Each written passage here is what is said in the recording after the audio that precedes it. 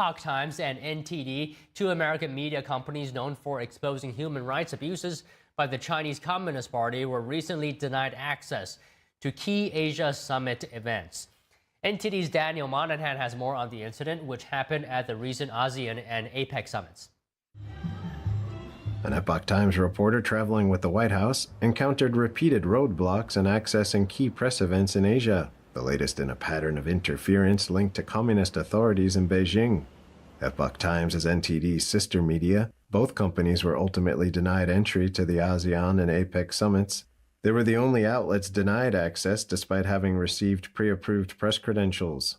This occurred after a series of twists and turns involving communications discrepancies, unlikely tech glitches, failed promises of press credentials, sudden reversal of statements, and passing the buck. Epoch Times editor-in-chief Jasper Fokkert said in a statement, "The Chinese Communist Party is an enemy to freedom of the press." He called it deeply concerning that the regime could influence international bodies like the United Nations and ASEAN to block access for what is now America's fourth largest newspaper. Headquartered in New York, the Epoch Times has long been a target of the Chinese regime, from threats and intimidation of advertisers to physical obstruction of reporters. In 2000, its first journalists in China were arrested, with several sentenced to a decade in prison. More recently, UN officials barred its reporters from entry in September. The campaign has intensified. Hackers impersonating Epoch Times staff have threatened U.S. agencies. The paper has received bomb threats, and an envelope containing white powder arrived at its headquarters in October. Travis Gilmore, White House correspondent for the Epoch Times, arrived in Malaysia 2 days before President Trump joined the ASEAN summit. Gilmore had pre-approved media credentials. However, when embassy and White House staff went to retrieve the credentials for media personnel, ASEAN officials informed them that Gilmore's profile needed updating.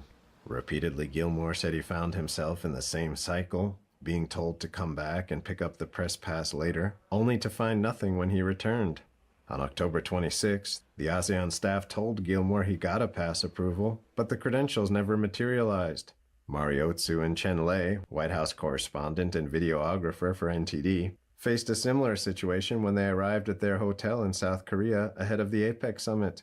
Inside the hotel, a reserved media table at the press filing center bore the NTD logo, but APEC staff members restricted their access and stated they didn't have the pair's credentials. The media liaison team blamed a mix-up for what happened and told Otsu they had found her media pass, only to walk back the statement within minutes, saying the earlier message was sent in error. Neither APEC nor ASEAN returned the Epoch Times request for comment on the article about the incidents. Daniel Monahan, NTD News. Tesla shareholders will vote today on a proposed pay package for Elon Musk that could potentially make him the world's first trillionaire.